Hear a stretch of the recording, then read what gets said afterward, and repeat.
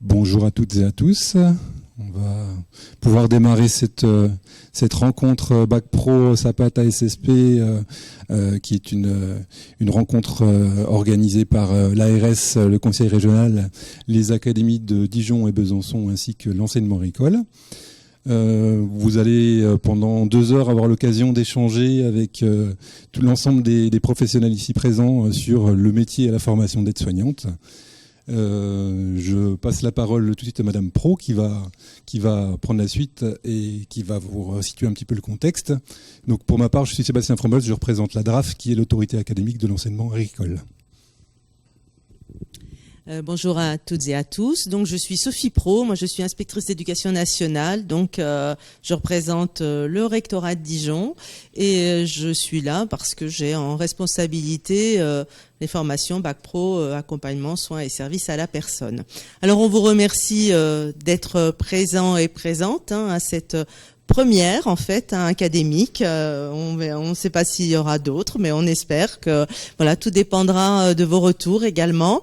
Donc comme l'a dit Monsieur Frommels, c'est un temps d'échange, ce qui fait qu'à un moment donné, on vous donnera la parole. N'hésitez pas à poser toutes les questions. Il n'y a pas de questions stupides, donc surtout ne pas hésiter. Et puis on essaiera de vous apporter les réponses, que vous attendez en fait. Donc, sans plus attendre, parce que quand même le temps est compté, on va laisser la parole à nos intervenants et puis on vous souhaite un bon après-midi.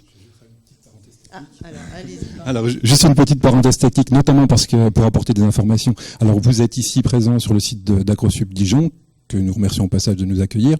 Mais il y a également d'autres établissements qui sont à distance, qui, depuis leur établissement, assistent à l'émission et pourront également poser des questions. Alors, je rappelle qu'il y a, peut-être que ça sera affiché à un moment ou un autre pendant l'émission. Donc, il y a un site qui s'appelle Slido qui permet de se connecter et puis de poser des questions. Alors, j'incite les établissements qui sont à distance à nous envoyer des petits messages, ou en tout cas un premier message pour nous informer de leur présence, et puis pour aussi qu'on vérifie si la technique fonctionne. Et puis dans un deuxième temps, donc c'est l'outil qui pourra être utilisé pour poser toute question, faire tout commentaire sur le déroulement, enfin concernant le déroulement et les propos qui seront tenus pendant cette émission. Ça c'est la technique à distance. Et puis concernant donc notre public sur site, donc c'est une situation un peu particulière puisque donc vous voyez qu'il y a des caméras, il y a un studio, donc c'est une émission en fait qui est captée pour pouvoir être diffusée, transmise à distance. Et puis donc il y a un élément très important, c'est que quand vous aurez des questions, il faudra que vous les posiez en utilisant le micro que Madame Pro va vous proposer donc elle sera positionnée en haut de la salle et puis vous aurez l'occasion d'utiliser. Donc ne prenez pas la parole, s'il vous plaît, ne prenez pas la parole tout de suite, attendez un petit peu, attendez d'avoir le micro de façon à ce que l'ensemble de l'Assemblée puisse bien sûr entendre et écouter attentivement, mais aussi que nos collègues à distance puissent avoir le son un son de bonne qualité qui permettra à tout le monde de suivre les propos. Merci beaucoup et bonne rencontre.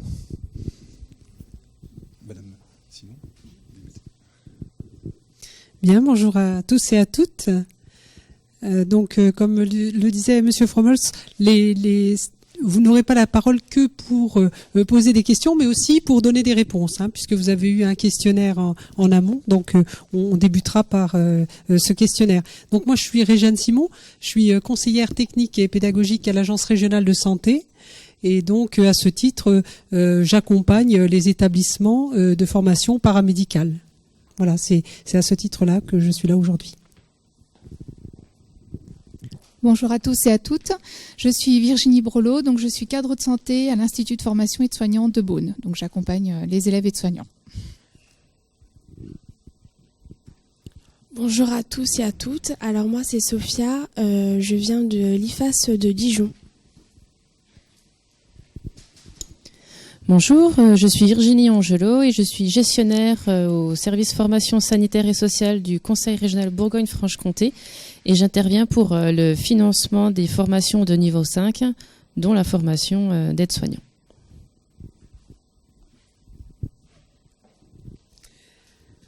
Très bien, donc on va débuter par le questionnaire que vous avez dû recevoir en amont. Où on vous a posé quelques questions. Alors les questions, c'était surtout pour vous faire déjà un petit peu réfléchir à notre intervention et puis aussi pour permettre à cette intervention d'être dynamique Donc, on va vous laisser répondre aux questions et ensuite, nous, on pourra vous dire si les réponses sont adaptées ou alors s'il y a des enrichissements à apporter à ces réponses-là. Donc, la première question, c'était la formation d'aide-soignante se réalise. Vous aviez 3 possibilités, en alternance, en apprentissage ou en continu dans un institut de formation. Qui est-ce qui souhaite répondre à cette question ? C'est en apprentissage et en continu dans un institut de formation. Alors la formation pour vous qui avez un bac pro ASSP ou SAPAT, donc elle se réalise déjà en alternance parce que vous aurez des temps en institut de formation où vous aurez des enseignements par rapport à l'aspect théorique, pratique, et puis elle se réalise du coup en apprentissage également, voilà, par rapport à votre parcours. Alors c'est vrai que tous les IFAS de la région Bourgogne-Franche-Comté ne font pas encore de l'apprentissage. Il y en a certains qui le font, d'autres pas.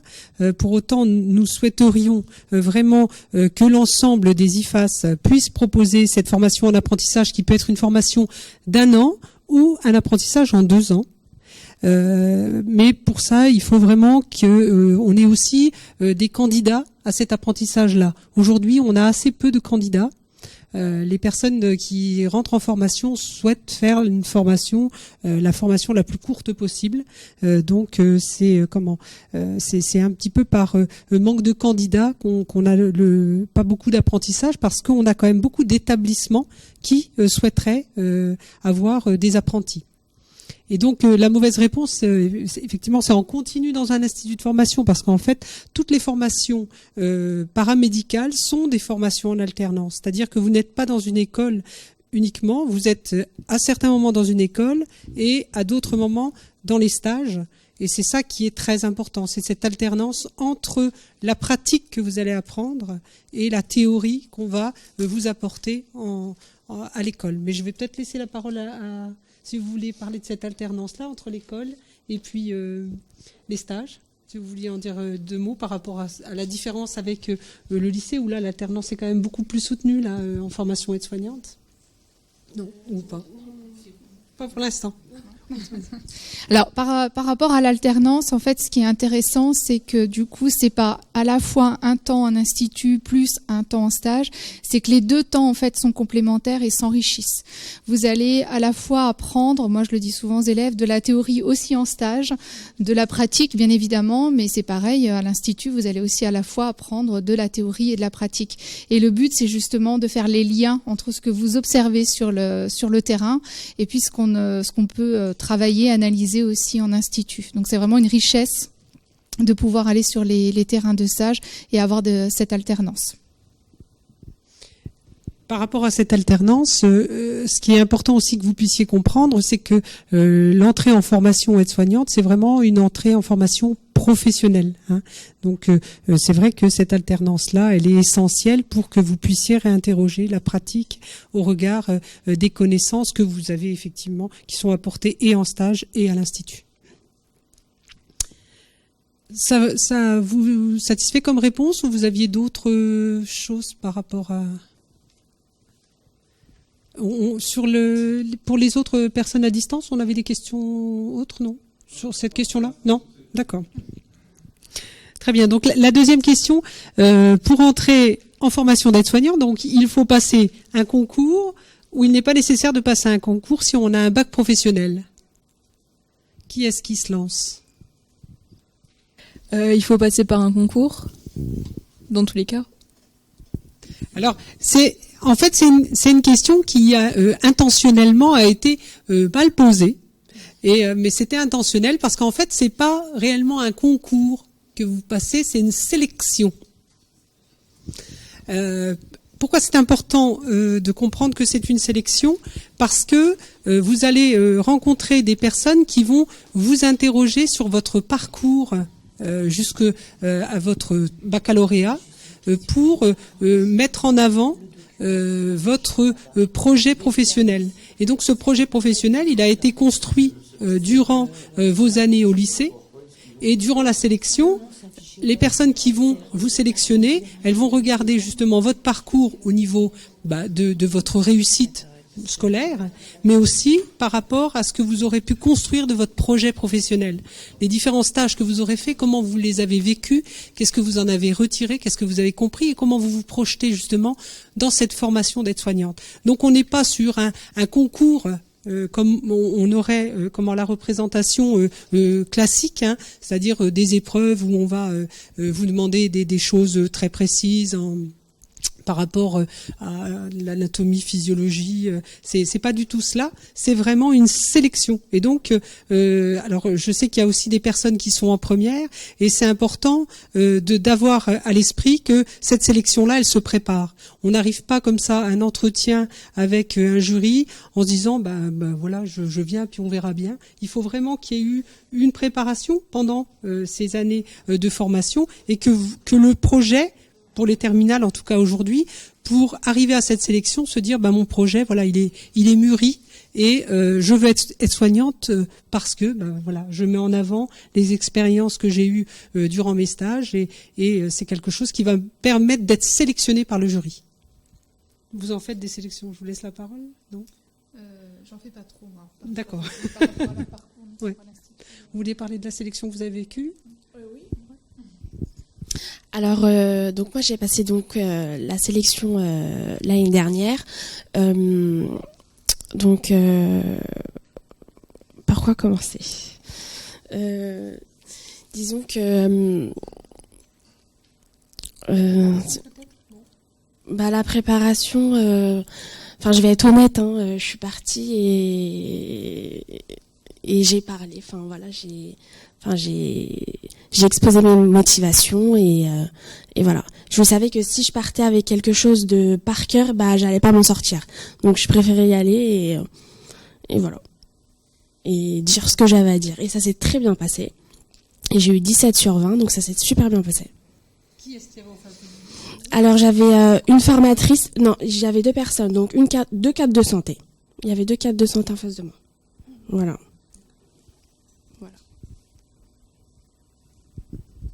Vous avez des questions sur la sélection ?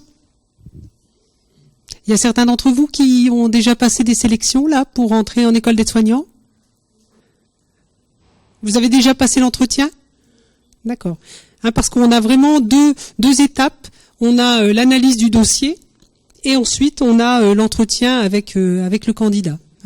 Alors ce qu'il faut que vous sachiez, c'est que les sélections ne sont pas terminées là dans les IFAS pour tous les IFAS de la région. Il y a certains IFAS qui n'ont pas encore clôturé leur inscription, comme par exemple l'IFAS d'Auxerre qui n'a pas clôturé ses inscriptions.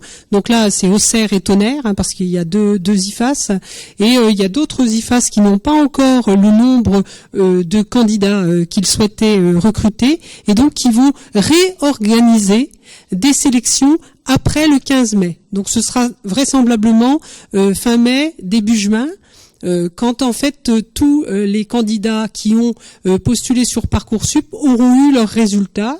Et si certains d'entre eux n'ont pas d'affectation, ils pourront postuler bien sûr sur ces sélections qui ne sont pas clôturées dans les IFAS. Donc moi je vous invite à vraiment, si c'est un projet que vous avez, de pouvoir vous rapprocher de l'IFAS le plus près de chez vous pour voir s'il y a de nouvelles sélections qui vont être réorganisées la fin mai, début juin. Voilà pour les sélections. La troisième question, c'était si je possède un bac à SSP, je réalise à l'IFAS donc le module 1, le module 2, le module 3, le module 4, le module 5, le module 6, le module 7 et le module 8, donc la totalité, ou alors certains modules. Est-ce que quelqu'un a su répondre à cela ? Est-ce que vous savez quels sont les modules qui, pour vous, sont déjà validés ? Parce qu'en fait, quand vous avez votre formation ASSP ou SAPAT, vous avez toute une partie de la formation qui est validée. Donc vous ne faites qu'une partie de la formation. C'est d'ailleurs pour ça que vous ne passez pas de concours et que vous ne passez qu'une sélection, ce qui est bien différent. Non ? Pour les bacs ASSP ? Mais non, mais c'est parce qu'ils sont timides en fait. Hein. Ils savent, mais en même temps, il n'y a pas de mauvaise réponse. C'est même bien d'ailleurs de dire des fois des choses qui sont pas complètement vraies, comme ça on peut rajuster. Le module 2, 3 et 5. Oui, c'est exact. Donc effectivement, avec le Bac Pro SSP, vous avez le module 2, l'état clinique d'une personne, le module 3, les soins, et puis le module 5 sur la relation et la communication, qui sont quand même 3 modules très importants dans la fonction d'aide-soignante. On en reparlera peut-être après, mais par exemple le module 5 sur la relation et la communication, c'est tout ce qu'on appelle les soins relationnels, c'est des soins qui sont quand même très complexes auprès des personnes, parce qu'on n'aborde pas les patients tous de la même manière. Après, tous les acquis que vous avez eus dans les autres modules et qui ont été acquis au lycée, il y a des choses effectivement pour lesquelles des fois vous vous sentez un peu moins à l'aise. On évoquait tout à l'heure avec votre collègue la démarche clinique, hein, qui parfois n'est pas forcément simple à appréhender dans la formation aide-soignante. Hein. Mais ça, je dirais que avec les équipes pédagogiques qui sont dans les IFAS, cet accompagnement-là, il se fait vraiment de façon souvent individualisée par rapport à des besoins que vous auriez sur des choses qui sont un peu à renforcer. Et en tout cas, on a le souci dans les écoles de pouvoir travailler plus en amont avec les lycées, ce qu'on fait depuis un certain nombre d'années, mais qu'on souhaite continuer à renforcer pour que tous les modules qui sont validés par votre bac puissent vraiment appréhender tous les contenus qui sont nécessaires pour la formation aide-soignante. Hein. Parce que c'est vrai que vous préparez pas que des formations sanitaires. Hein. Votre bac vous prépare aussi à d'autres choix. Donc c'est difficile d'être complètement centré sur les besoins de la formation aide-soignante, mais en tout cas, on a ce souci-là et on y travaille. Et donc, pour les bacs SAPAT, quels sont les modules qui sont validés ? Ce sont tous les modules. Ça marche pas. Donc, pour toi, ce serait tous les modules ? Alors, non. Pour les SAPAT, on a le module 2, le 3, le 5, et on a le 6 en plus des ASSP. On a l'hygiène en plus. Voilà.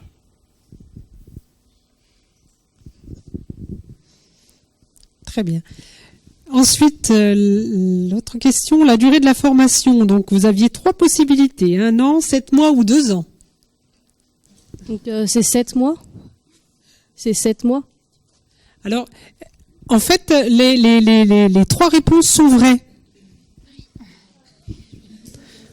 C'est-à-dire que vous pouvez faire un apprentissage, comme je vous disais tout à l'heure, en 1 an, ou vous pouvez faire un apprentissage en 2 ans, ou alors vous pouvez faire une formation courte. Et là, on va faire en sorte dans les années qui vont venir que cette formation elle soit vraiment très courte, c'est-à-dire qu'elle ne dure que 7 mois. Vous entrez en septembre, vous sortez en mars avec un diplôme en mars. Hein. Ça, c'est vraiment notre objectif.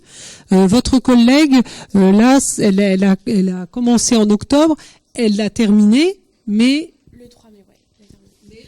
Mais j'ai terminé donc le 3 mai, mais je dois attendre du coup mon diplôme en juillet. Voilà. Et donc là, on va réajuster à partir de cette année. Et ce qu'on souhaite vraiment mettre en place, c'est des formations qui sont vraiment courtes, c'est-à-dire que vous n'allez faire que les modules qui sont nécessaires, avec les stages inhérents à ces modules, bien sûr. Et on vous présentera au jury du diplôme d'État, donc dès le mois de mars, pour que vous puissiez débuter dans la profession dès le mois de mars, sans attendre forcément le jury du diplôme d'État avec l'ensemble des cursus en juillet. Voilà. Donc tout est vrai, mais pour vous, si vous vous présentez en formation modulaire, là, sur la sélection, ce sera une formation classique de 7 mois. Voilà.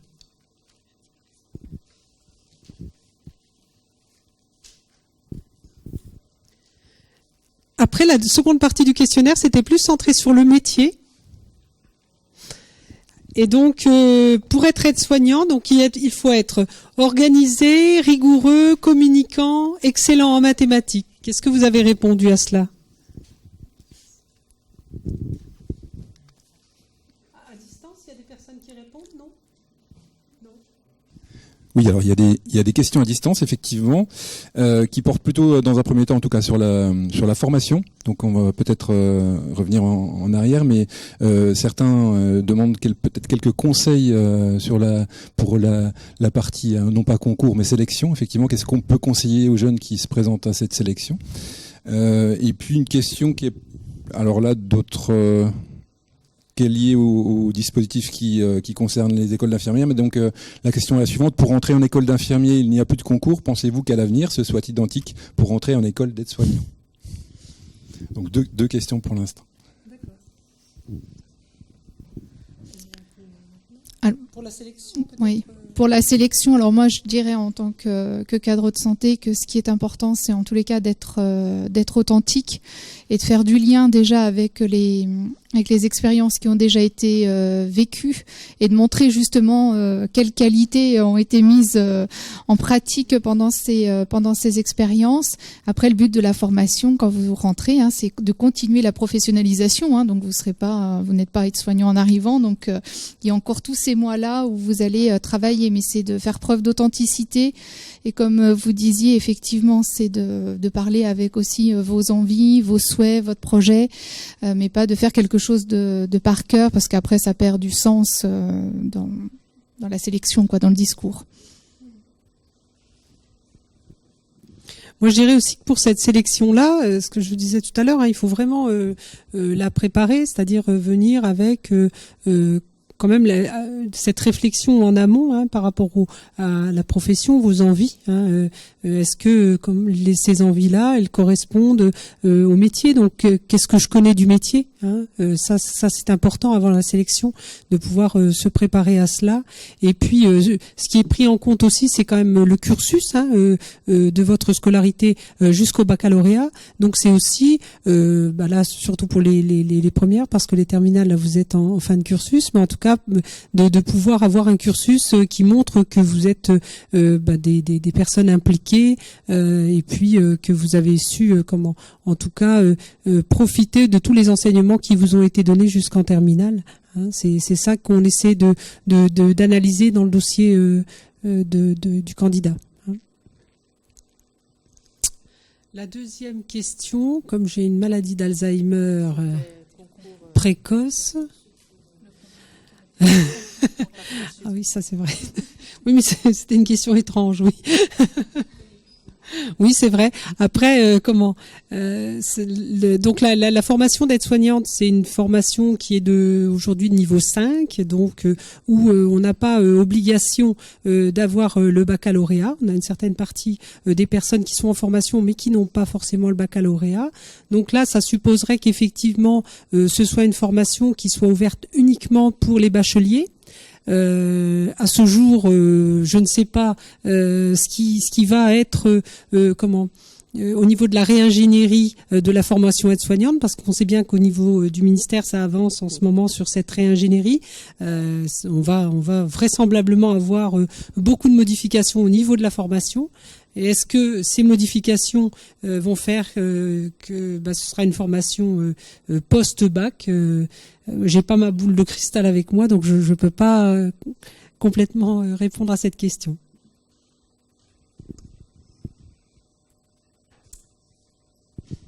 Donc pour le métier d'aide-soignant, par contre, on n'avait pas de réponse en ligne, non? Sur il faut être organisé, rigoureux, communicant, excellent en maths. Alors sur la partie métier, il n'y a pas de question encore, mais d'accord, mais il n'y a pas de réponse non plus à la question. Non, alors par contre, il y a d'autres questions sur la partie formation, et notamment vous avez cité les modules qui pouvaient différencier un parcours complet d'un parcours modulaire, mais est-ce qu'il y a d'autres différences entre un parcours complet? Est-ce qu'il y a du mixage de public? Quelles sont les différentes personnes qui éventuellement se forment en même temps que les bacs pro, comment? Et puis est-ce qu'il y a des organisations pédagogiques particulières ou qui pourraient différencier les deux parcours?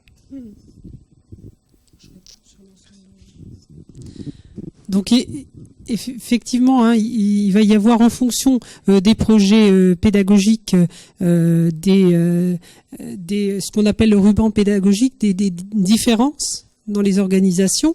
Pour autant, en région, ce qui a été privilégié jusqu'à aujourd'hui, mais qui ne sera peut-être pas vrai demain, c'est de mixer dans la même promotion les personnes qui ont des parcours longs et les personnes qui ont les parcours courts, pour qu'il y ait un échange et un enrichissement, c'est ce qu'on évoquait tout à l'heure, hein, entre les gens qui sont là en formation sur l'année et ceux qui ne viennent que pour les modules. Et c'est quelque chose qui est vraiment très riche à mon sens.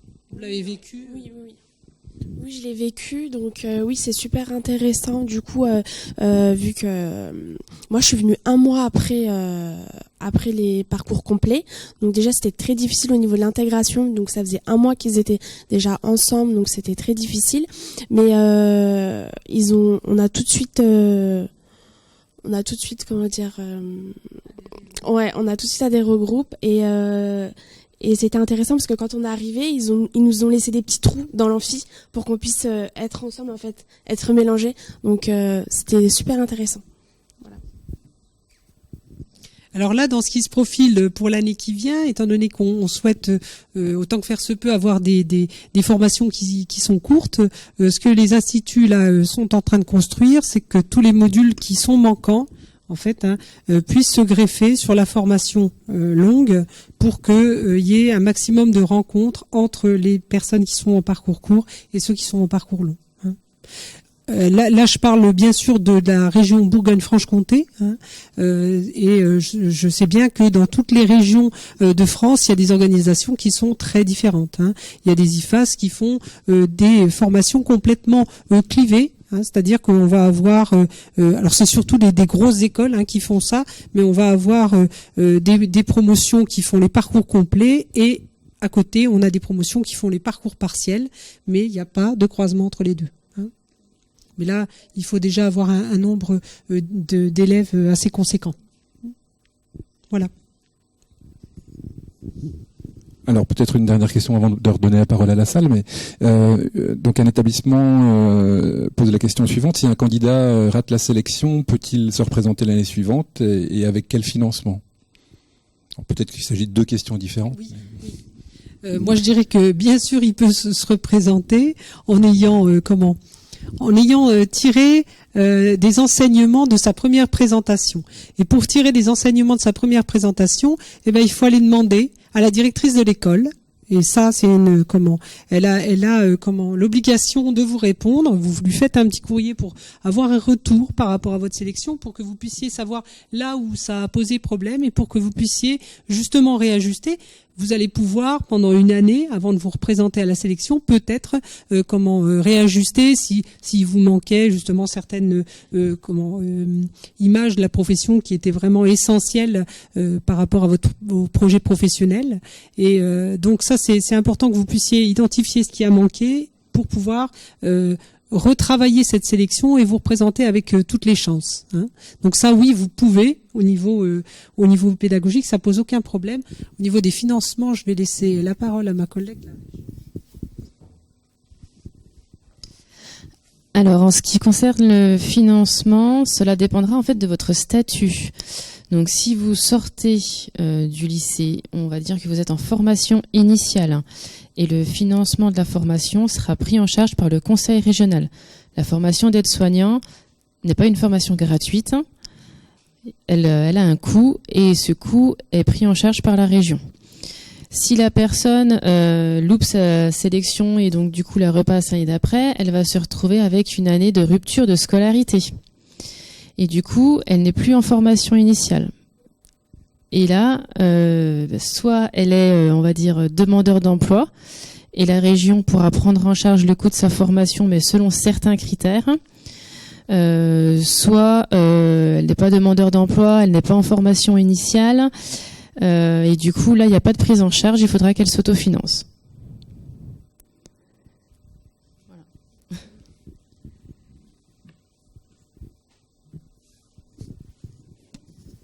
Très bien. Donc je reviens à ma question. Il faut être organisé, rigoureux, communicant, excellent en mathématiques. Alors, dites voir. Quels sont vos atouts? Et quels devront être vos atouts pour entrer en formation aide-soignante?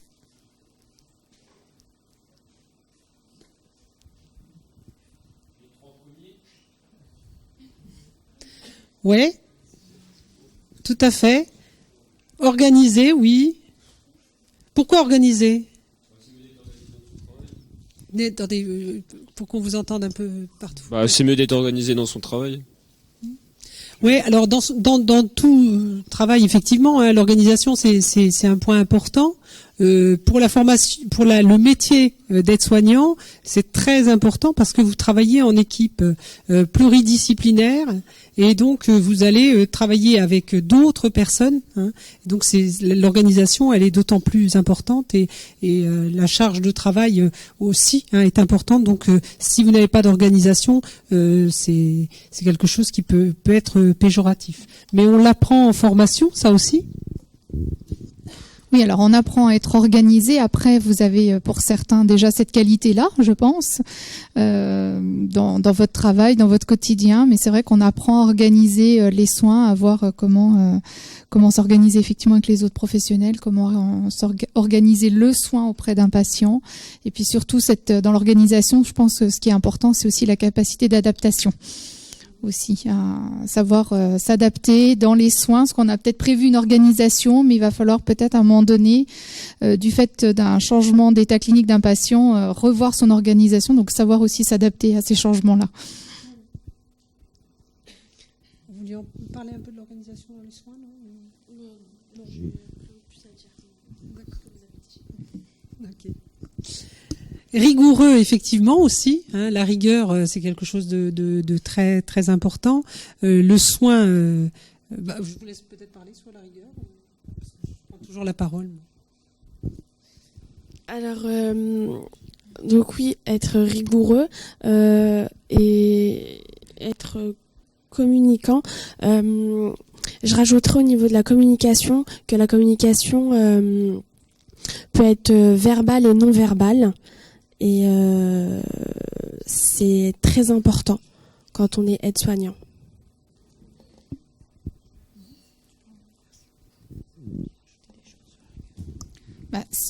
Par rapport à la rigueur, en tous les cas, c'est quand même un des points essentiels dans les soins. On attend de vous un respect des règles d'hygiène. Je pense que vous avez déjà abordé aussi une certaine rigueur aussi dans l'organisation, une rigueur dans les transmissions. Ça, c'est un point fondamental. En fait, c'est par rapport au respect aussi de la personne soignée, la personne qu'on va accompagner. Il faut apporter des soins comme on aimerait aussi les recevoir. Donc, il faut une certaine rigueur. Et puis, c'est vrai que pour rejoindre votre collègue, c'est vrai que la communication est essentielle. Hein. Vous êtes avec des personnes qui sont fragilisées, qui ont besoin justement de sentir la présence des soignants, une présence qui soit rassurante. Et donc c'est important d'aller au-devant de la personne. Hein. C'est vraiment aux soignants d'entrer en communication et de pouvoir être en tout cas présent auprès de la personne soignée. Donc les soignants travaillent seuls, toujours en équipe, en collaboration avec l'infirmière. Qu'est-ce que vous avez répondu à cette question-là? L'aide-soignante, elle travaille seule? À votre avis? Hein, non, elle travaille comment alors? Elle travaille toujours en équipe? Dans quel cas elle travaille pas en équipe? Quand elle fait une toilette? Oui. Après, effectivement, dans la réalisation du soin, bien sûr, on n'est pas toujours tous ensemble, heureusement. Mais par contre, on travaille toujours en équipe.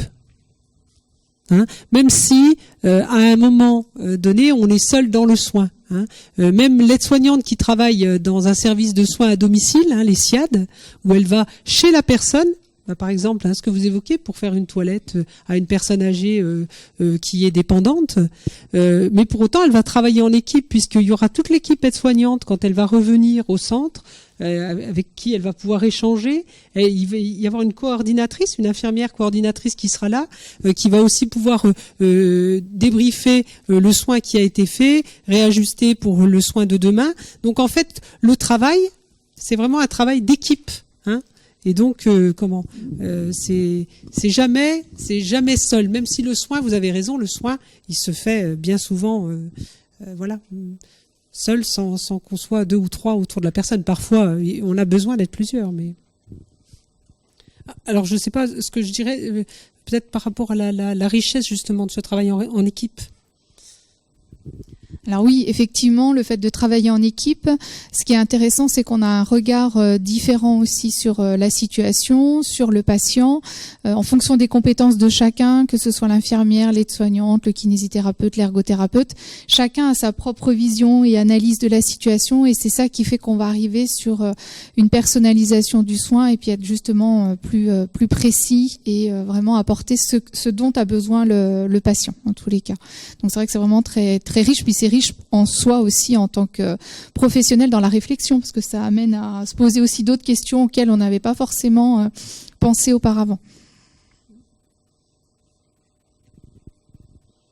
Les équipes, elles sont très très riches à certains endroits. On a des kinésithérapeutes, des ergothérapeutes, des médecins, des sages-femmes, vous avez vraiment toutes les professions que vous pouvez rencontrer, que ce soit à l'hôpital ou en dehors de l'hôpital. L'aide-soignante travaille. Alors là, vous aviez plein de lieux où elle peut travailler, mais il y en a qui sont pas vrais. Il y a des erreurs dans le listing. Est-ce que vous avez pu voir ces erreurs? À votre avis, elle ne travaille pas où? Parce que là, on vous propose au domicile, en réanimation, en chirurgie, en psychiatrie, en maison d'accueil spécialisée, en EHPAD, c'est-à-dire établissement d'hébergement pour personnes âgées dépendantes, en crèche, auprès des personnes handicapées ou en cabinet médical. Oui, pardon.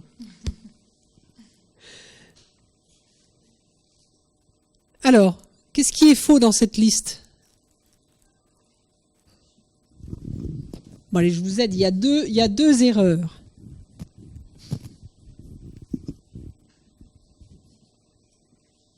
Oh ben, lancez-vous, il n'y a pas de... Non, il n'y a pas de mauvaise réponse. À votre avis, dans quel secteur elle ne peut pas travailler?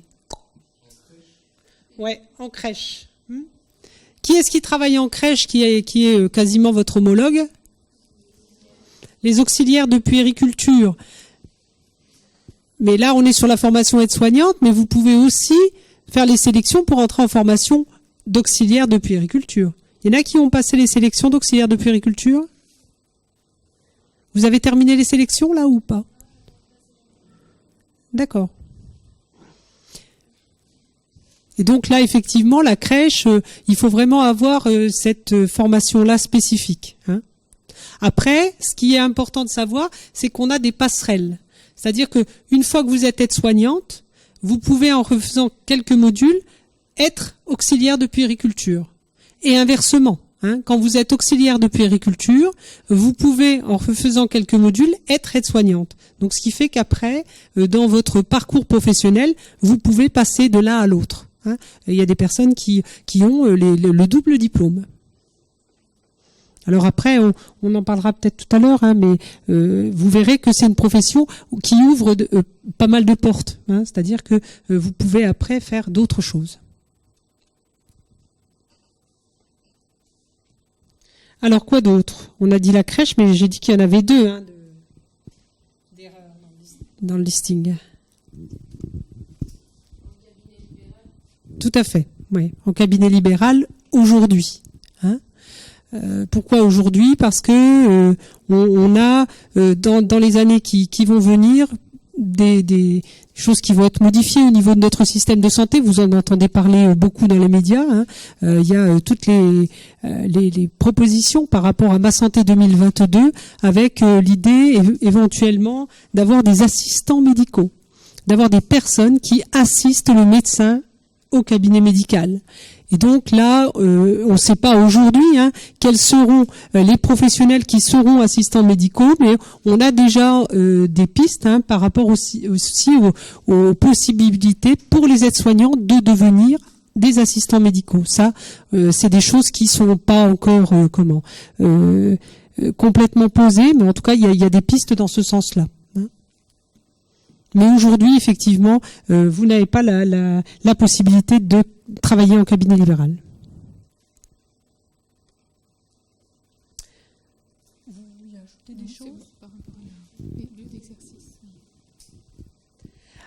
Le rôle de l'aide-soignant est de réaliser donc des soins d'hygiène, la mesure de la tension artérielle, des pansements simples médicamenteux, la surveillance de signaux cliniques, la mobilisation de la personne, des activités d'animation, des prises de sang, l'éducation d'une personne pour favoriser ou maintenir son autonomie et l'accompagnement de la personne soignée. Là, il y a des erreurs aussi.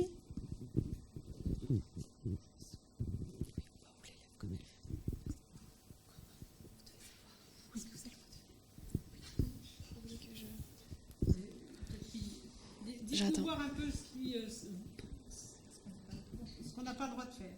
Oui. Oui. Effectivement, vous n'avez pas le droit de faire de prise de sang. Comment ? Exactement, les pansements aussi, vous n'avez pas le droit de faire le pansement. Après, des pansements médicamenteux, vous n'avez pas le droit, mais tout ce qui est pansement non médicament, vous avez le droit. C'est ce qu'on appelle les pansements simples. C'est ça, des pansements simples.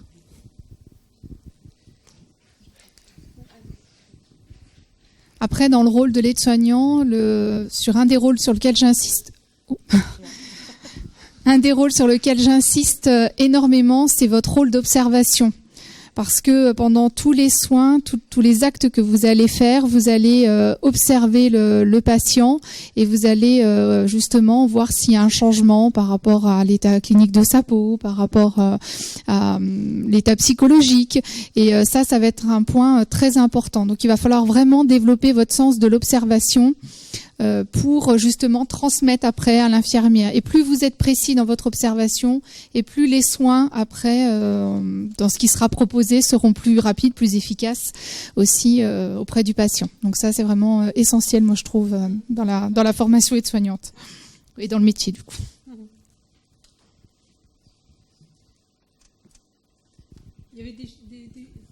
Il y a des choses en ligne par rapport à ça, non ?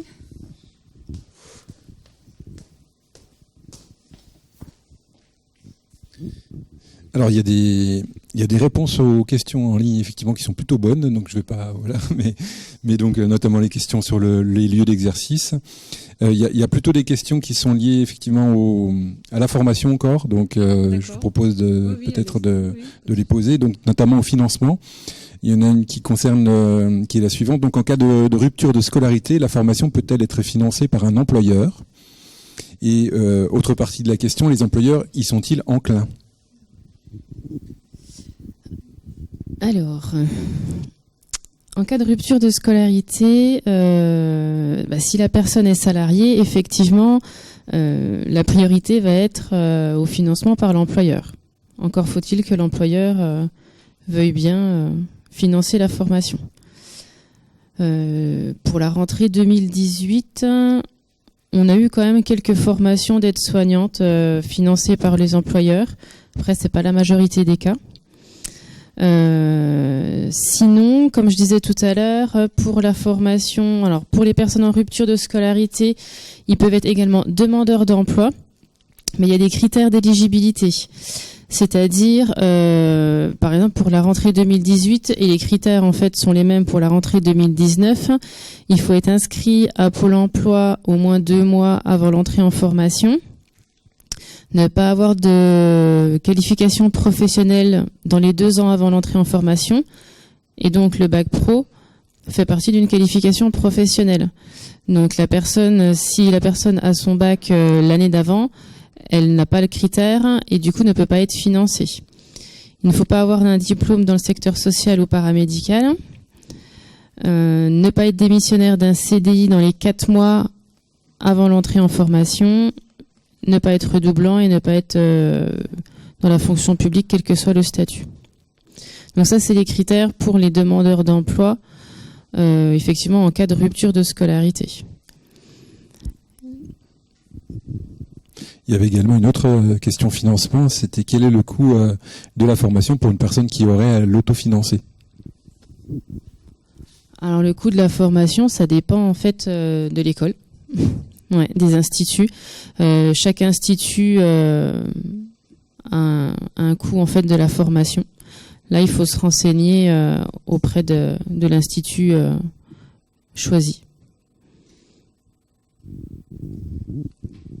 Alors, je profite de la parole pour aborder d'autres questions. Il y a une question sur l'évolution du nombre d'étudiants en IFAS. Est-ce que la tendance est à la hausse, à la baisse, à la stabilité?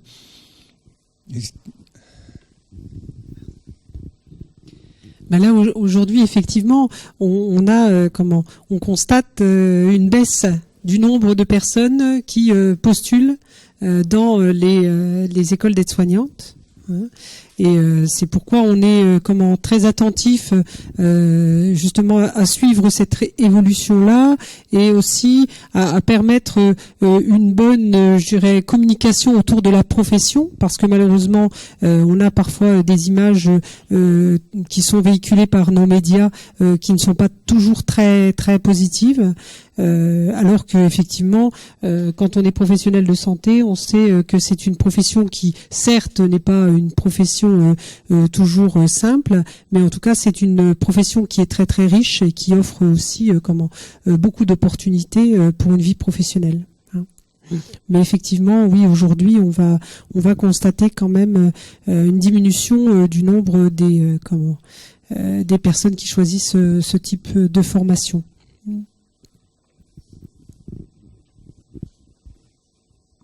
Il y a d'autres questions, alors n'hésitez pas à m'interrompre si vous voulez vous-même poser des questions dans la salle. Alors une question très générale sur quels sont les avantages et les inconvénients de ce métier, et puis une autre qui va peut-être intéresser au plus haut point toute l'Assemblée, c'est quel est le salaire d'un ou d'une aide-soignant. Alors justement les aspects positifs, alors c'est justement la dernière question qui était posée, c'est-à-dire les aspects positifs du métier. Donc selon vous, c'est la proximité avec les patients, la collaboration avec l'ensemble des professionnels, la diversité des lieux d'exercice ou la réalisation de soins techniques. Qu'est-ce qui pour vous est vraiment positif dans ce métier?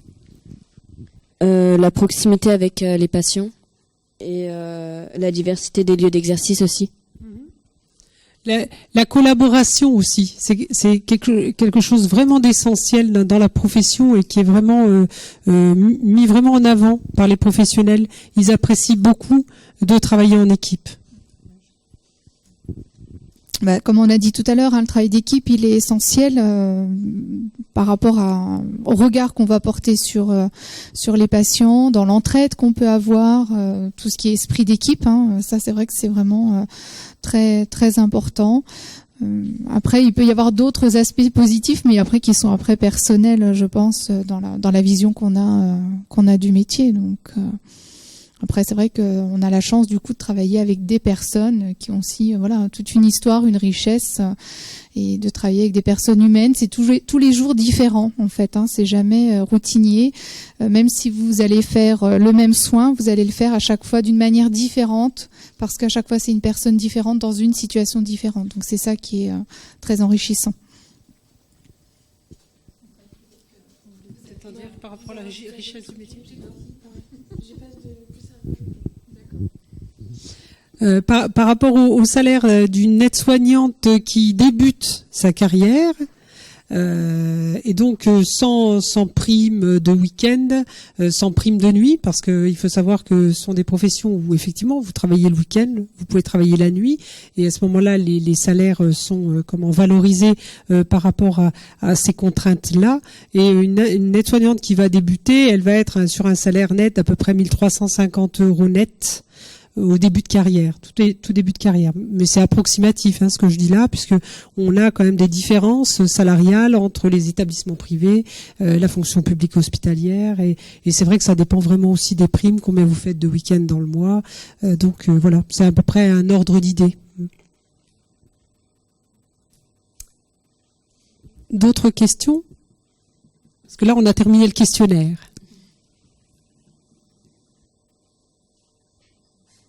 Bien, bon, on va peut-être passer au... Ah, il y a une question. Oui, alors une question sur les établissements de stage qui peuvent être mobilisés pendant la formation en IFAS. Quels sont les lieux de stage ou les établissements? Oui.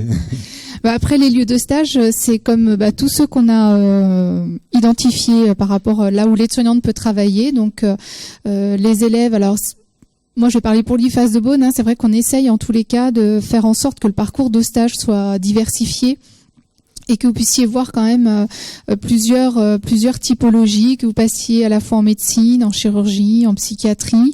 Alors bien sûr, il y a des secteurs qui sont plus ou moins faciles, où on a plus ou moins d'offres de stage, mais après on essaye de faire en sorte que l'élève n'aille pas non plus en EHPAD sur l'ensemble des stages qu'il a à effectuer et qu'il voit justement une diversité des pratiques. Donc ça, c'est vrai que c'est intéressant.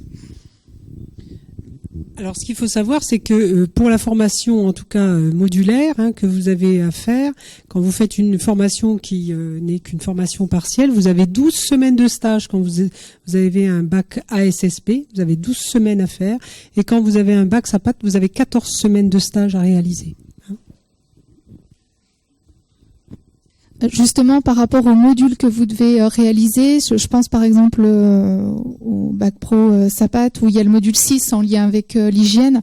C'est vrai qu'on essaye de faire en sorte que vous alliez sur un lieu de stage où justement vous allez voir la mise en œuvre des règles d'hygiène, parce que dans d'autres services, ça sera peut-être plus ou moins évident. Donc c'est vrai qu'on essaye de faire les stages en lien avec la compétence à valider en stage.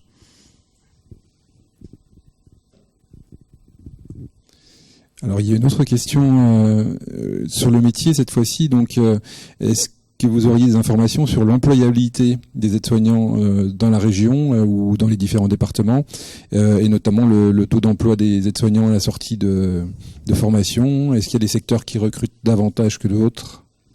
Là, tous les secteurs recrutent.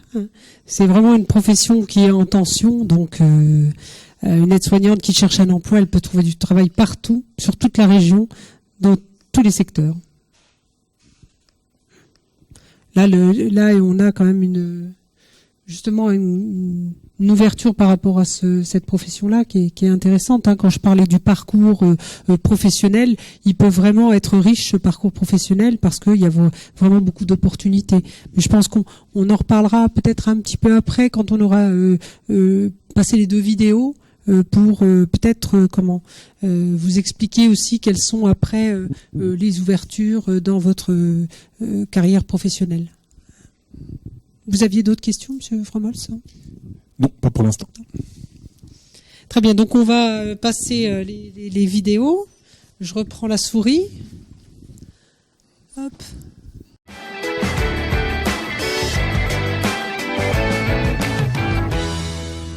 Eri Randriana Solo a choisi de devenir aide-soignant. Sa formation alterne entre 10 mois de cours et 6 mois de stage pratique.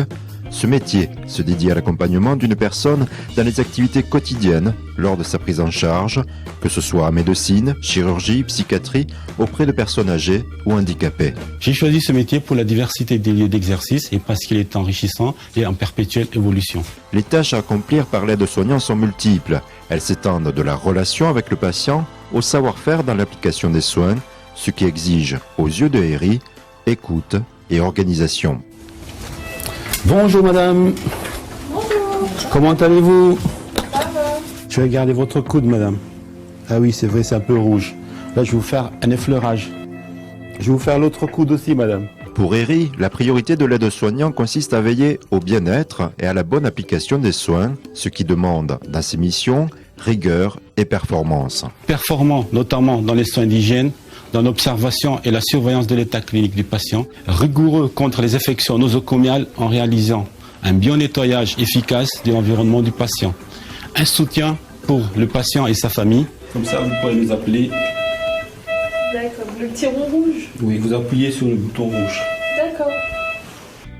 Pour Caroline Grillon, les missions de son métier d'aide-soignant se démarquent par la proximité avec le patient et ses proches, et ce, à tout moment de la vie. Nous assurons les soins d'hygiène et de confort et nous apportons notre soutien aux personnes dépendantes lors de l'accomplissement de la vie quotidienne et nous essayons de restaurer ou de maintenir l'autonomie de l'admission à la sortie. Cependant, il arrive aussi d'accompagner un patient en fin de vie, d'effectuer des soins aux défunts avec le respect et la volonté des patients et des familles, et en leur apportant notre soutien moral. Allez, on y va, Madame Julienne ? Oui, madame. Est-ce que vous avez passé une bonne après-midi ? Oui, ça a été. Et cette activité ? Ça m'a bien plu. Le rôle de l'aide-soignant dépasse le cadre unique des soins proches du patient, tel un maillon indispensable. Ces missions l'amènent à collaborer avec les autres personnels.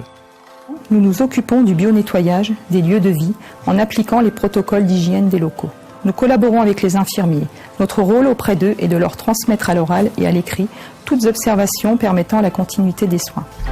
Madame Julienne, je vous apporte votre petite collation. Madame Julienne, la sonnette, vous la voulez où ? Vous la gardez près de vous ? D'accord. Pour Carole, finalement au quotidien, savoir donner et recevoir trouve tout son sens.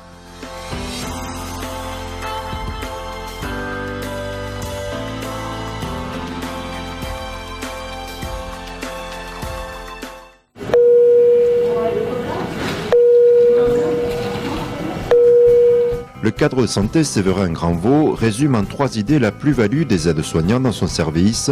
Au plus proche du patient, il véhicule les valeurs des unités de soins. L'humanisation des soins, l'individualisation des prises en charge sont des exemples qui resteraient inaperçus sans la participation active des aides-soignants. Ensuite, ils prennent en compte l'évolution de l'institution et participent à ses objectifs de performance. Pas seulement en termes de chiffres, mais aussi et surtout en termes de qualité. Enfin, les aides-soignants participent activement aux missions de service public, telles que la lutte contre les infections, en assurant le bio-nettoyage, la diminution des durées d'hospitalisation, en participant activement à la prévention des escarres ou à la désautonomisation des patients. Pour ce cadre de santé, les patients, déjà inquiets par leur état de santé, sont parfois perplexes vis-à-vis de l'organisation complexe d'un hôpital. De ce point de vue, les aides-soignants, par leur proximité, deviennent alors un rempart humain.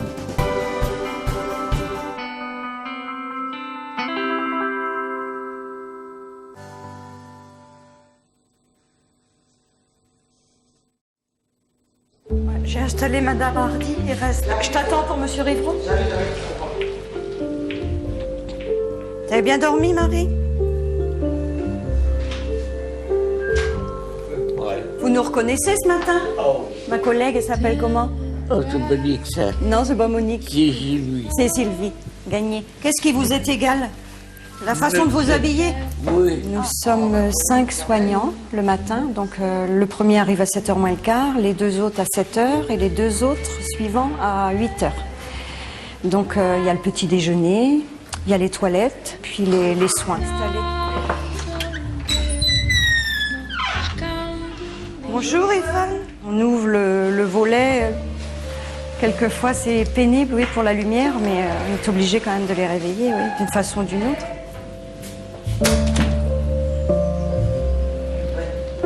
Ah, il y a beaucoup de similitudes avec l'enfance. Il faut tout refaire. Il faut tout refaire, comme quand on est petit. Sauf qu'il y a le passé en plus.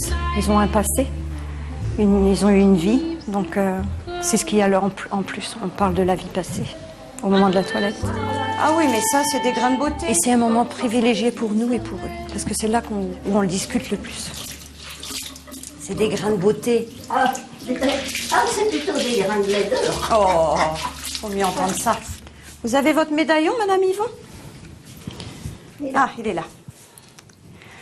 Donc, ils ont tous un médaillon comme ça autour du cou. Et quand ils ont besoin de nous, ils appuient sur la forme rouge, là. Et ça sonne. Donc, on a le numéro de la chambre qui s'affiche sur les téléphones. Donc, on sait qui nous a appelés. Bonjour, Madame Mornay. Comment ça va? Je suis arrière-grand-mère. Waouh, félicitations. Et pèse. Je suis arrivée ici il y a 4 ans et j'ai pu emporter mes meubles. J'avais ma maison, mon jardin, mais je ne pouvais pas rester toute seule. J'avais des marches pour y arriver. Alors il a bien fallu arriver ici, au fond de la maison. Mais ici, j'ai un balcon. S'il m'arrivait quelque chose, je sais qu'il y a quelqu'un pour répondre. Tandis que toute seule chez moi, je ne pourrais pas avec les voisins. Je ne regrette pas du tout. Je suis très bien. Ma chambre est spacieuse. Ma fille vient me voir. On a des animations tous les jours. Malheureusement, il n'y en a pas beaucoup qui y vont. Et moi, j'y vais toujours. You must remember this. Madame Delfort, je me vois là. On va faire le pansement. 1, 2. Qu'est-ce qu'on va trouver en dessous? Voilà. Ah, la glace est là. Les pansements, c'est toujours mal placé. Je sais pas pourquoi. Je ne sais pas. Ça coule aussi. Là. La moyenne d'âge, ça doit être 92, 94 ans. Mais la plupart ont au-dessus de 90 ans. Alors, il y en a qui sont très bien. Et le seul souci, c'est que dès qu'ils sont malades, ils déclinent vite. Et là, ils ont du mal. Le médecin, elle n'a pas remis le bas comme nous. Elle n'a pas remis le bas comme nous. On essaye de leur expliquer que ça va prendre du temps pour remonter la pente. Mais on sait bien qu'ils ne vont pas être comme avant. Et eux, ils ont beaucoup de mal à accepter cet état de fait. Ça me fait peur de vieillir quand je pense à certaines personnes. Et quand je pense à d'autres, ça ne me fait pas peur. Donc c'est surtout l'incertitude de savoir comment je vais être en fait. Aude se demandait si ça faisait pas une allergie au pansement orange là, tu sais. Quand les gens souffrent là, c'est dur. Parce que malgré toute l'aide médicale qu'on peut apporter et puis avec les antidouleurs et tout ce qu'ils peuvent avoir pour ne plus souffrir, ils souffrent quand même et on est impuissant. Quand on a tout donné et puis que la personne souffre encore, c'est difficile de l'accompagner jusqu'au bout comme ça, quoi. Je pense que plus on a d'émotions et plus on arrive à gérer. Parce qu'il faut en avoir de l'émotion. Ouais. Quelqu'un qui est fermé à tout, non, on ne peut pas faire ce métier quand on est fermé à tout. C'est pas possible. C'est pas vrai, hein. Allez, à tout à l'heure. À tout à l'heure, Mme Tobly. À bientôt. Bien. Vous aviez des questions par rapport à ces deux petits films qui montrent l'activité dans un centre hospitalier et l'activité en EHPAD? Dans la salle, des questionnements, des interrogations sur ce que vous venez de voir?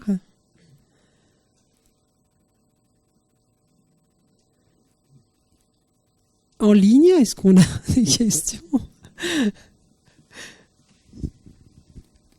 Oui. Madame Pro, oui. Il y en a en ligne, oui. Ouais. Dans la salle, non, il n'y a vraisemblablement pas de questions. Bon, il n'y a pas de questions spécifiques en lien avec directement sur les deux films qu'on vient de visionner, mais une question sur les perspectives de carrière de l'aide-soignant. Voilà. Donc, quelles sont les évolutions possibles? Donc effectivement, là, on a dit tout à l'heure toutes les possibilités qui étaient offertes à l'aide-soignante, de travailler en institution, mais pas que, de travailler aussi à domicile, puisque on a beaucoup de SIAD qui embauchent des aides-soignants. Donc le métier en SIAD est assez différent, puisque vous allez avec votre véhicule aller à la rencontre des différentes personnes pour prendre soin d'elles à domicile, et vous avez quand même tout ce travail d'équipe avec l'équipe des aides-soignantes et l'infirmière coordinatrice, et puis souvent le médecin qui coordonne. Et vous avez la possibilité de travailler dans des institutions hospitalières, mais aussi dans les institutions en EHPAD. Mais au-delà de la formation d'aide-soignant, vous pouvez aussi continuer à vous former. Alors donc on a une formation qui est spécifique. Je vous laisse en parler des ASG. Je pense que vous pourrez mieux en parler que moi. D'accord. Je l'ai pas faite. D'accord. Donc en fait, on a une spécialisation par rapport à la formation d'aide-soignant. Une fois que vous êtes diplômé aide-soignant, vous pouvez faire une spécialisation qu'on appelle ASG, assistant de soins en gérontologie. Et donc cette formation vous permet déjà d'avoir beaucoup plus de connaissances spécifiques sur le vieillissement naturel et vieillissement pathologique, et sur l'accompagnement des personnes âgées en institution dans des structures qui sont un petit peu spécifiques, qu'on appelle, qui ont des noms un peu barbares que je vous donnerai pas forcément, mais qui sont donc des structures spécifiques qu'on a dans des EHPAD. Donc vous êtes d'une certaine manière avec cette formation-là des aides-soignants spécialisés. Et à ce titre, vous êtes aussi valorisé financièrement par rapport à cette spécialisation. Donc ça, c'est une possibilité dans votre parcours professionnel. Comme je vous le disais tout à l'heure, vous avez aussi la possibilité de changer, c'est-à-dire que quand vous êtes aide-soignante, vous pouvez, en refaisant quelques modules, être auxiliaire de puériculture, ou alors, après quelques années, éventuellement, de vouloir vous orienter sur la formation infirmière. Nous avons beaucoup d'aides-soignantes qui, par la suite, après quelques années d'expérience dans la fonction d'aide-soignante, souhaitent exercer la profession d'infirmière. Après la carrière, elle continue. C'est-à-dire qu'après être infirmier, on peut être responsable de service, donc cadre de santé, comme vous, ou cadre de santé en service, ou cadre de santé en formation. Ensuite, on peut être encore cadre supérieur de santé, c'est-à-dire gérer une équipe de cadres, ou alors on peut être directeur des soins, où là on est au sein d'un hôpital, ou alors au sein d'une école, et on est directeur. Donc en fait, la progression de la carrière, elle est elle est assez intéressante et il y a des possibles. C'est-à-dire que on ne s'arrête pas forcément. C'est pas parce qu'on rentre dans une formation d'aide-soignant qu'on se dit on va être aide-soignant toute sa vie. On a un champ de possibles assez important. Voilà. Vous souhaitiez en dire d'autres choses? Après, par rapport à la formation d'assistant de soins en gérontologie, c'est vrai que la population vieillissant, je pense que c'est une formation qui est très intéressante et complémentaire par rapport à la formation aide-soignant, parce que du coup, vous allez, quels que soient les services où vous allez vous occuper de personnes âgées. Donc, je pense que ça va être quelque chose qui va être un plus dans votre parcours.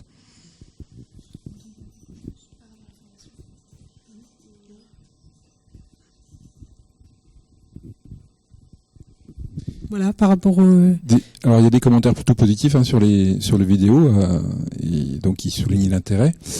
Et puis il y a une question un peu spécifique. Comment sont préparés les futurs aides-soignants à la question de la bienveillance et de la maltraitance?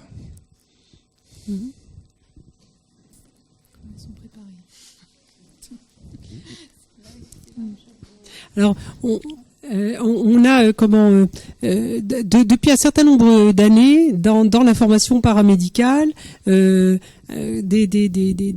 postures pédagogiques qui permettent justement de réinterroger à chaque retour de stage et pendant le stage aussi, puisque on essaie d'analyser le plus possible les pratiques que l'on a. Alors vous verrez qu'en formation on emploie un petit peu des mots un petit peu compliqués pour dire tout ça, mais en tout cas on essaie de vous mettre dans une posture qu'on appelle une posture réflexive, c'est-à-dire de pouvoir vous poser toujours la question du comment j'ai fait et puis comment j'aurais peut-être pu faire autrement. On sait bien que dans les organisations, on fait pas toujours comme on veut. Il y a des organisations qui sont posées. On essaie de faire du mieux qu'on peut dans ces organisations-là, mais parfois, on n'est pas forcément bien traitant. Mais c'est pas parce qu'on n'est pas bien traitant qu'on est maltraitant. C'est quand même différent. La maltraitance, c'est vraiment une intention de faire du mal à autrui. Quand on n'est pas bien traitant, c'est parce que on a été dans une organisation qui ne nous a pas permis d'être optimal dans la pratique que l'on avait. Donc en formation, on vous invite à avoir cette posture réflexive pendant le stage avec vos tuteurs et en retour de stage après avec les formateurs pour analyser des situations complexes et vous dire, dans ces situations complexes, qu'est-ce que j'aurais pu faire de plus, comment j'aurais pu faire différemment. Et au niveau pédagogique, c'est ce qu'on appelle nous le transfert des situations, c'est-à-dire de se dire tout ce que je peux comprendre là de ce que j'ai fait, dans une situation qui sera un peu similaire, comment je vais le transférer différemment. Et à partir de là, on va vous apporter des connaissances. C'est-à-dire que c'est aussi la connaissance qui fait que on enrichit sa pratique et on peut faire les choses différemment. Et la connaissance, elle doit s'acquérir parce qu'on en a besoin, c'est pas pour faire joli, hein, c'est vraiment parce que dans les situations complexes, on va aller la chercher et c'est ça qui va éclairer notre pratique. Hein. Donc ça veut dire que la connaissance, vous allez aller la chercher pendant toute votre vie professionnelle. Si vous arrêtez d'aller la chercher, ça veut dire que vous allez travailler dans des automatismes et là, par contre, on peut arriver dans des situations qui sont maltraitantes et pour les patients. Vous voulez en dire autre chose ? Alors, moi, j'ai vécu du coup à l'école. Oui, à l'école. On avait mis en scène du coup pour pouvoir traiter du coup la maltraitance. On avait mis en scène, on avait fait des petits groupes et on avait mis en scène du coup ce qu'on avait pu voir ou ce qu'on avait vécu en stage, la maltraitance. C'est-à-dire, on passait devant tout le monde. Ça pouvait être durant une toilette. On n'a pas communiqué. Enfin. Ça peut être pas mal de choses et du coup on a débattu sur ce qu'on aurait pu faire à ce moment-là. Mais c'est vrai que nous en tant que stagiaires quand on est en stage, c'est très difficile de s'imposer. Donc il y a un travail là-dessus. Vous allez voir, il y a un travail sur la communication aussi. Vous allez faire pas mal de liens entre le module 5, le module 3 voilà. Oui, donc les modules 3 les soins, le module 5 la communication, hein. Alors, on utilise aussi des outils pédagogiques. Alors, on a, nous, à l'Institut, un simulateur de vieillissement pathologique. Il y a pas mal aussi d'instituts qui l'ont. Et justement, on vous met en situation par rapport à des pathologies. Alors, par exemple, le fait d'avoir la cataracte, le fait d'avoir des douleurs lombaires, voilà. Et du coup, c'est vous qui jouez le patient avec ce que peuvent ressentir les patients. Et du coup, ça change de regard quand même sur la personne soignée, ce qu'elle vit, pour le fait qu'elle soit qu'elle ait son rythme qui est différent d'une autre, effectivement, et du coup ça change le regard, et je pense que du coup on est de ce fait bien traitant après avec les personnes, parce que du coup là on prend conscience de ce qu'elles vivent de par les pathologies qu'elles ont.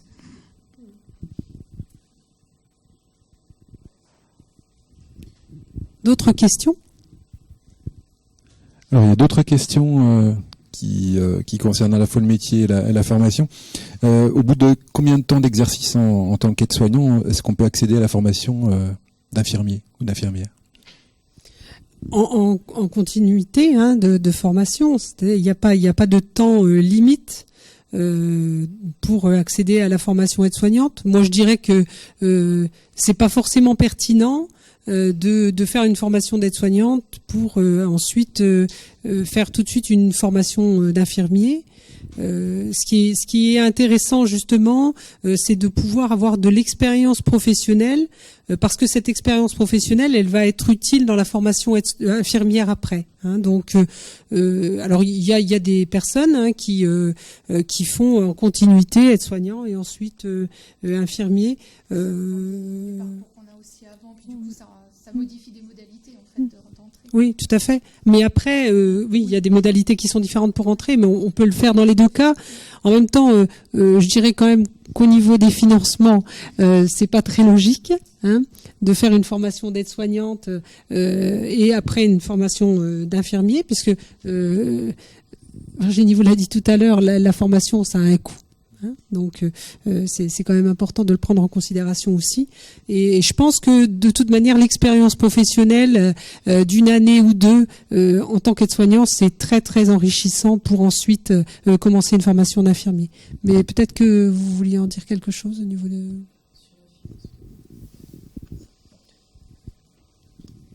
Alors après, sur le financement, si vous enchaînez formation aide-soignante et formation infirmière, le financement n'est pas automatique, donc il faut faire attention, parce que la région va pas payer des formations tous les ans ou tous les 2 ans.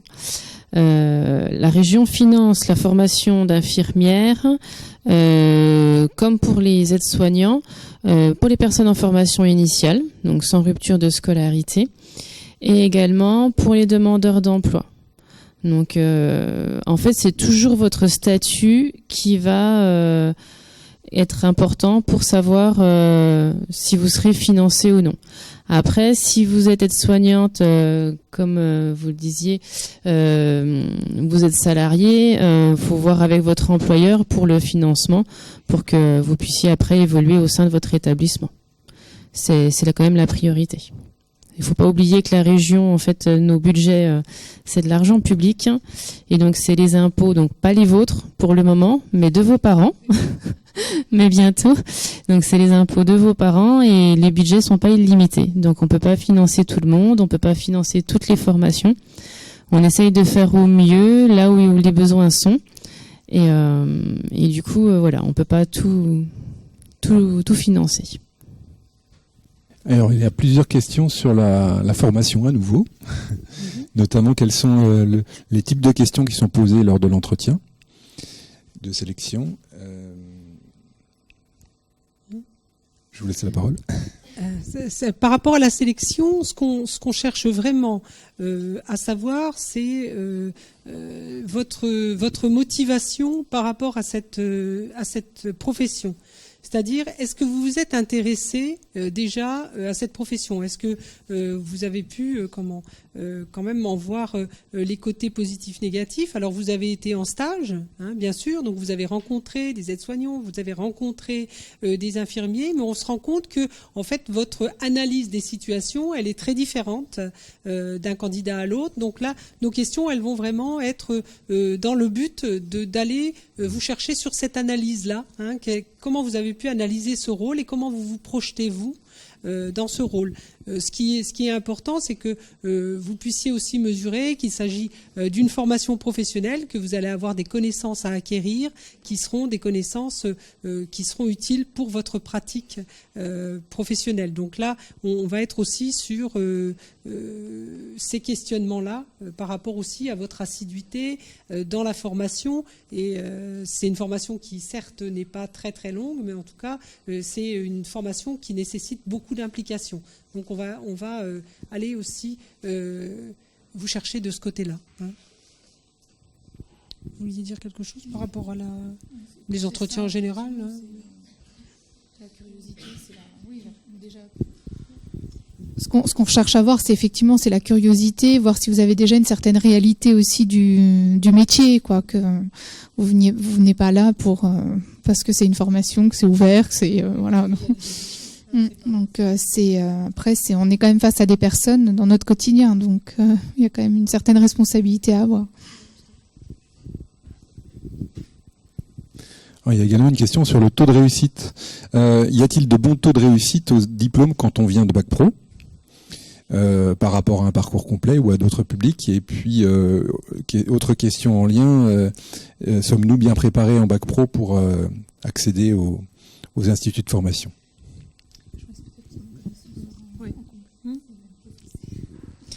Oui, on a un bon taux de réussite au bac avec les bacs pro. En tout cas, on a des taux de réussite qui sont de plus en plus satisfaisants. Au départ du lancement des bacs pro SSP SAPAT, il y a eu un petit moment de flottement où on a été peut-être un petit peu en difficulté pour l'accompagnement parce qu'on n'était pas préparé suffisamment. Comme je le disais en préambule, c'est vrai qu'on cherche en tout cas à renforcer encore plus les liens entre les instituts de formation d'aides-soignants et les lycées qui préparent les bacs pro SSP SAPAT pour que justement on puisse vraiment être sur la meilleure préparation possible et que les modules validés soient vraiment des modules qui apportent toutes les compétences voulues. Hein.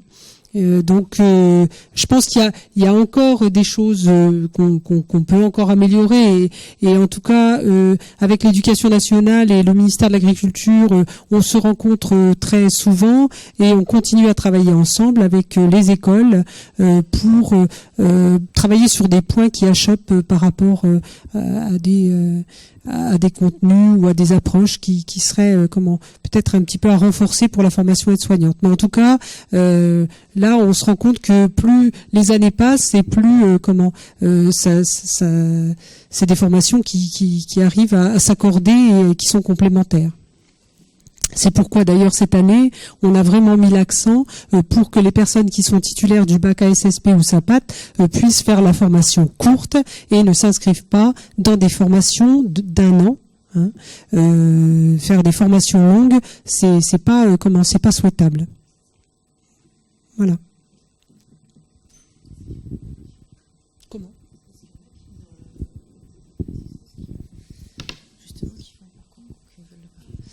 Est-ce que parmi vous, vous êtes inscrit pour le concours, pour le parcours complet, alors que vous allez avoir votre bac pro? Non? Vous partez tous sur du partiel si vous voulez faire aide-soignant? Oui, non, peut-être, pas sûr. Ok. Du coup, juste pour rajouter, pour les parcours partiels, donc votre formation est prise en charge par la région. Par contre, vous pouvez pas faire de demande de bourse. Du fait que c'est un parcours partiel, on peut pas gérer une bourse sur des temps aléatoires en formation. Contrairement au parcours complet, où là, effectivement, vous avez le coût de la formation pris en charge par la région et la possibilité de faire une demande de bourse.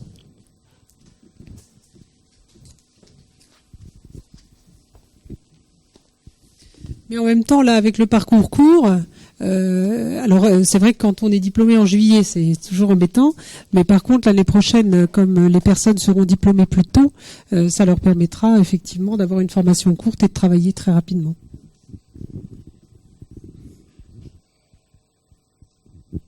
D'autres questions ?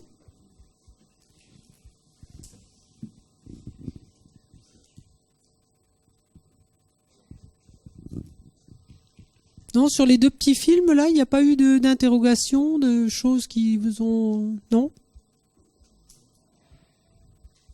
En ligne, non ?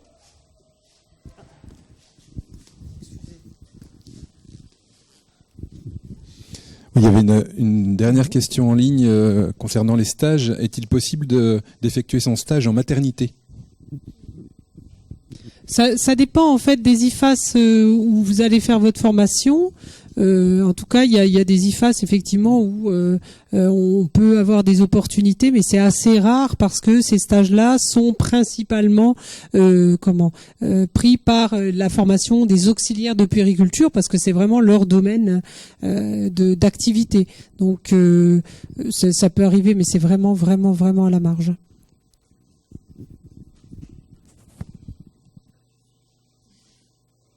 Très bien. Donc peut-être que pour clore, moi je souhaiterais redire que après il y a une autre question. Ouais. Mais donc redire que il y a encore des sélections dans les IFAS. Donc n'hésitez pas après le 15 mai, donc après vos résultats Parcoursup, parce que je ne sais pas si beaucoup d'entre vous se sont positionnés sur Parcoursup pour la formation, parce que Parcoursup, il y a plein de formations, mais pour la formation infirmière. Il y a beaucoup de personnes ? Ah oui, non, pas tant que ça. Ben, les autres, c'est les autres formations, parce qu'il y a tout. Oui, majoritairement, c'est quelle formation vous avez sélectionné sur Parcoursup ? Infirmier, mais sinon il y a plutôt des formations du social, éducateur, BTS, oui.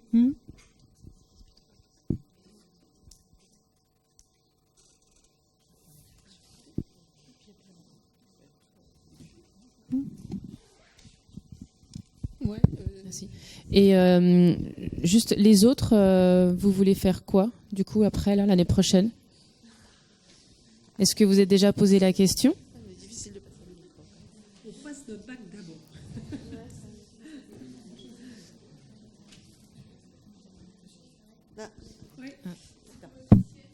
D'accord. C'était psychomote.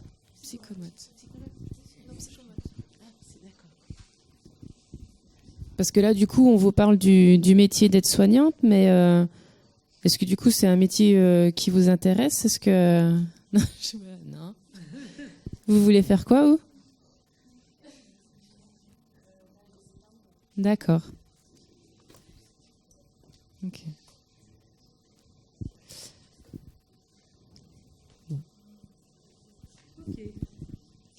Il y avait d'autres questions là en ligne.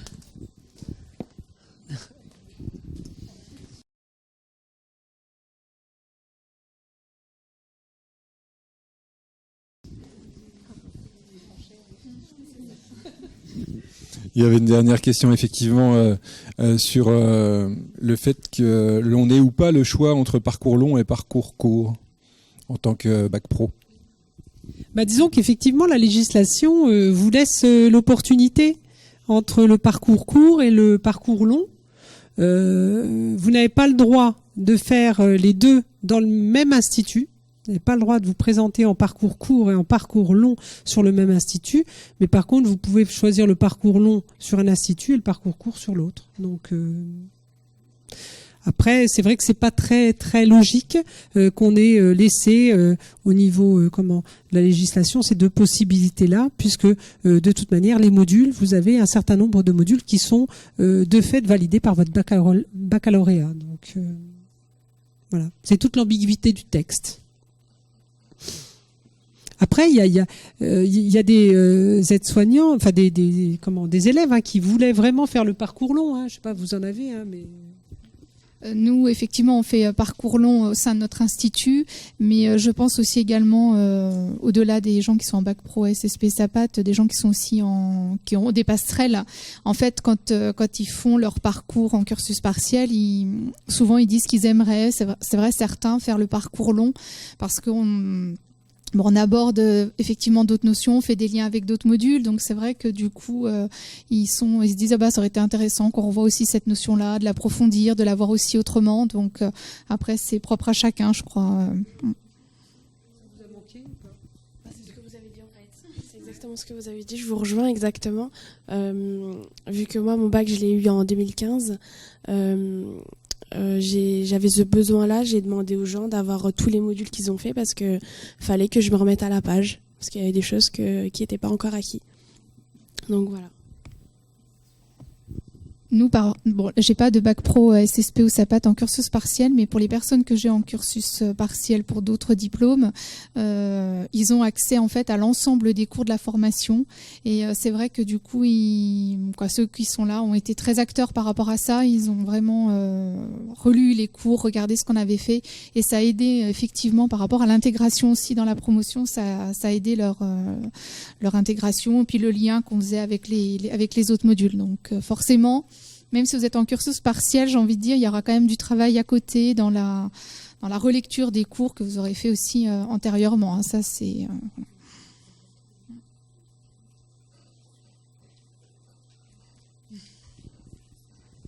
Bien, merci beaucoup. Je vais peut-être donner le mot de la fin à Monsieur Fromols ou Mme Pro. Non. Merci en tout cas de votre participation aujourd'hui. J'espère qu'on n'a pas été trop somnifère.